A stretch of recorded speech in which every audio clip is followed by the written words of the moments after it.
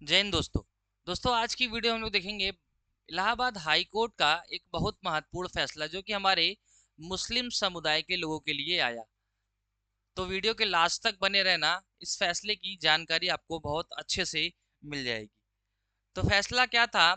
आदेश आया कि मुस्लिम भी ले सकते हैं नाबालिग की अभिरक्षा के लिए संरक्षक व प्रतिपाल्य अधिनियम का सहारा। अब ये क्या था संरक्षक व प्रतिपाल अधिनियम? तो नाबालिग का मतलब हुआ जो छोटा बच्चा होगा, अभिरक्षा का मतलब उसकी जिम्मेदारी यानी कि देखभाल, जो कि 1890 में ही आया था। और किसी बच्चे की, जैसे किसी बच्चा है उसके माता पिता नहीं है तो उसका कोई रिश्तेदार उस बच्चे की क्या कर सकता है? गार्जियनशिप ले सकता है इस संरक्षक व प्रतिपाल अधिनियम 1890 के सहारे।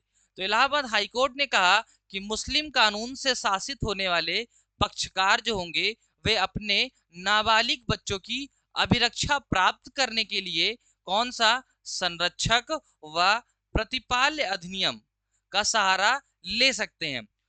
अब न्यायमूर्ति अनिल कुमार की एकल पीठ ने याची थी रिजवाना ने एक दायर किया, बंदी प्रत्यक्षीकरण याचिका दायर की।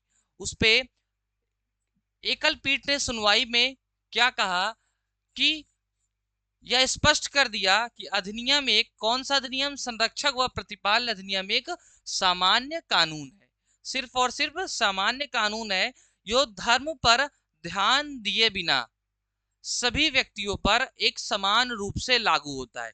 यानी कि ये किसी भी प्रकार का कोई विशेष धर्म या कोई वर्ग को क्या नहीं करता, इंडिकेट नहीं करता, ये सभी धर्मों के लोगों के लिए समान है। उसके बाद मुस्लिम पर्सनल लॉ के तहत आने वाले लोग भी इसके माध्यम से राहत पाने के हकदार होंगे। अब मुस्लिम पर्सनल लॉ ये जो था, ये मुस्लिम पर्सनल लॉ जो 1937 में भारत में जो रह रहे मुसलमान हैं उनके तलाक, उनके विवाह, उनकी वसीयत, विरासत का एक बहुत बड़ा कानून था। इसको मानने वाले जो लोग थे वो रूढ़िवादी प्रथाओं को छोड़कर इस्लामी जो प्रथाएं हैं, इस्लामी कानून है, उन पर जोर देते थे। मुस्लिम पर्सनल जो कानून है वो भारत में गोवा में जितने मुसलमान रह रहे हैं उनको छोड़कर सभी लोग क्या, ये उन पे लागू होता है।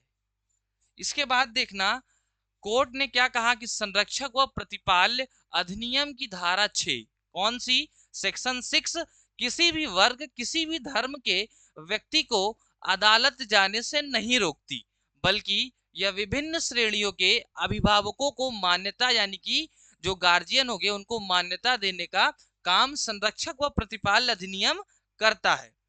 इसमें बच्चों की अभिरक्षा का अधिकार भी शामिल होता है। हाई कोर्ट ने कहा कि फैमिली कोर्ट जो एक्ट है यानी कि कानून, फैमिली जो कोर्ट है उसकी कानून धारा जो 7 थी, उस धारा 7 के तहत परिवार न्यायालय यानी कि फैमिली कोर्ट को नाबालिगों की संरक्षकता और अभिरक्षा से जुड़े मामलों पर क्या देने का अधिकार है? निर्णय लेने का पूर्ण अधिकार किसको है? फैमिली कोर्ट को। बंदी प्रत्यक्षीकरण जो है वे एक संक्षिप्त प्रक्रिया है जिसमें साक्ष्यों का विस्तृत मूल्यांकन और बच्चों के कल्याण की गहन जांच संभव नहीं है। इसीलिए कोर्ट ने याची जो रिजवाना थी, रिजवाना को कहा कि आप फैमिली कोर्ट यानी कि परिवार न्यायालय जाकर अपने सारी बातों को वहां पे स्पष्ट रूप से रखिए और आपको वहां से आपके सारे सवालों का जवाब स्पष्टता मिल जाएगा। तो ये था इलाहाबाद हाई कोर्ट का एक महत्वपूर्ण फैसला। अगर वीडियो भैया पसंद आई होगी दोस्तों तो एक लाइक, सब्सक्राइब और अपने मित्रों के साथ शेयर जरूर करना। जय हिंद।